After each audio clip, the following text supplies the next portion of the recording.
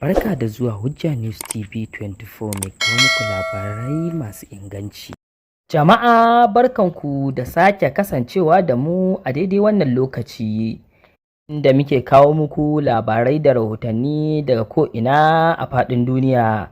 Inda za mu kawo muku rahoton cewa sojojin Nijar sun saki Bafaranshen da suka kama bayan kiraye-kiraye da Faransa ta dinga yi haɗi da jan kunne. Inda ma'aikatar harkokin wajen Faransa ta tabbatar da cewa sojojin da ke mulki a Nijar sun saki Bafaranshen da suka kame tsawon makonni. Sakin na Stephen Julian a yau Alhamis na zuwa ne bayan kiraye-kirayen Faransa da jan kunne da kungiyar tarayyar Turai na ganin lallai sojojin sun sake shi cikin gaggawa. To jama'a, kanin labaran namu kenan kuka saurara.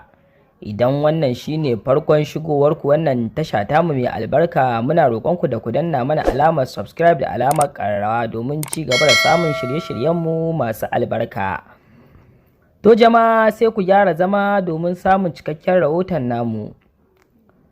Kamar yadda kuka ji, sojojin Nijar sun saki Bafaranshen da suka kama bayan jan kunne da kiraye-kirayen da Faransa ta dinga musu. Inda ma'aikatar harkokin wajen Faransa ta tabbatar da cewa sojojin da ke mulki a Nijar sun saki Bafaranshen da suka kame tsawon makonni.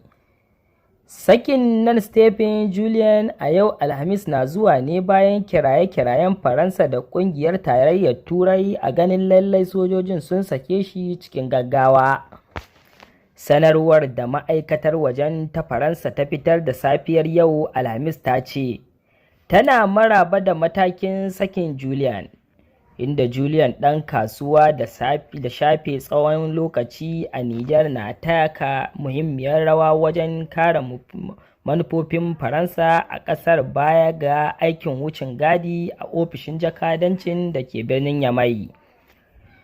Tun a ranar 8 ga watan Satumba ne sojojin na Nijar suka kame Julian bayan biyo taɓarɓarewar alaƙa tsakanin ƙasar da ta yankin Sahel da Faransa wadda ta yi mata mulkin mallaka. A talatar da ta gabata ne Faransa ta buƙaci gaggauta sakin Julian tare da bayyana ci gaba da tsare shi a matsayin abin da ya saɓa wa doka. A ranar 26 ga watan Yulin da ya gabata ne sojojin suka yi juyin mulki a ƙasar ta Nijar, lamarin da ya kawo ƙarshen mulkin Muhammadu Bazoum tare da haddasa cikas ga manufofin ƙasar